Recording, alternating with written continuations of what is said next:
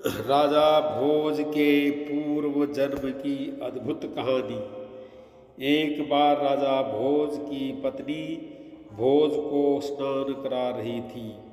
दोनों आनंद का अनुभव कर रहे थे। भोज बार बार अपनी पत्नी से आग्रह करते कि पानी और डालो। इस पर उनकी पत्नी जोर जोर से हंसने लगी। राजा ने पूछा कि तुम क्यों हंस रही हो? इस पर उसने कहा कि ये बताने की बात नहीं है, लेकिन राजा अड़ गया कि तुम्हें बताना ही होगा। तब उसने कहा कि ये बात तुम्हें मैं नहीं, मेरी बहन बताएगी। उल्लेखनीय है कि भोज की पत्नी उस ज्ञान को जानती थी जिसमें पूर्व जन्म का ज्ञान होता है। उसकी बहन भी इस ज्ञान को जानती थी, पर क्योंकि इस ज्ञान का संसार के नातों से कोई संबंध नहीं होता, इसलिए कितना भी सगा हो उसे ये ज्ञान नहीं बताते। बताने पर ये ज्ञान नियम विरुद्ध हो जाने से चला जाता है। राजा भोज अपनी भारी जिज्ञासा के चलते अपनी साली के घर पहुंचा। वहां उस वक्त कोई कार्यक्रम चल रहा था, अतः राजा बात न पूछ सका। फिर फुर्सत मिलते ही राजा ने वह प्रश्न अपनी साली से कर दिया। तब उसने कहा कि तुम्हारी बहन ने कहा है कि बार बार पानी डालने की बात पर हंसने का रहस्य मेरी बहन बताएगी।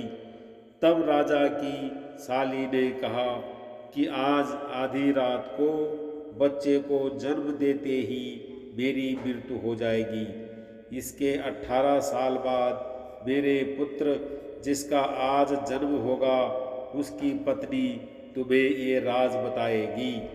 राजा ने बहुत हठ किया, पर इससे ज़्यादा बताने से उसने इनकार कर दिया। ठीक वैसा ही हुआ।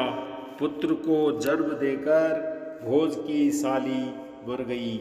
राजा ने 18 साल तक बेसब्री से इंतजार किया और फिर वो दिन आ ही गया जब उस पुत्र का विवाह हुआ। राजा उसी बात का इंतजार कर रहा था। सो जैसे ही उसे वधू से मिलने का मौका मिला, उसने कहा, मैं 18 साल से इस समय का इंतजार कर रहा हूँ। और भोज ने पूरी बात बता दी। वधू ने कहा कि पहले तो आप ये बात नहीं पूछो तो बेहतर है, और अगर पूछते ही हो तो मेरे पति से कभी इसका जिक्र न करना, अन्यथा वो पति धर्म से विमुख हो जाएगा और इससे विधान में खलल पड़ेगा। राजा मान गया। तब उस वधू ने कहा कि आज जो मेरा पति है, 18 साल पहले इसे मैंने ही जन्म दिया था। तुम्हारी पत्नी इसलिए हंस रही थी कि इससे पहले के जन्म में जब तुम उसके पुत्र थे, वह तुम्हें बाल अवस्था में नहलाने के लिए पकड़ती थी। तब तुम नहाने से बचने के लिए बार बार भागते थे, और आज स्वयं तुम पानी डालने को कह रहे थे।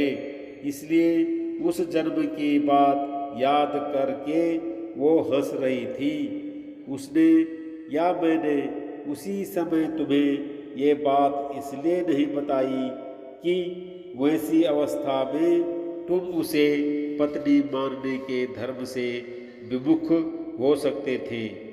यह बात सुनते ही राजा ने गहरा वैराग्य जागृत हो गया। यही प्रभु की अजीब लीला है।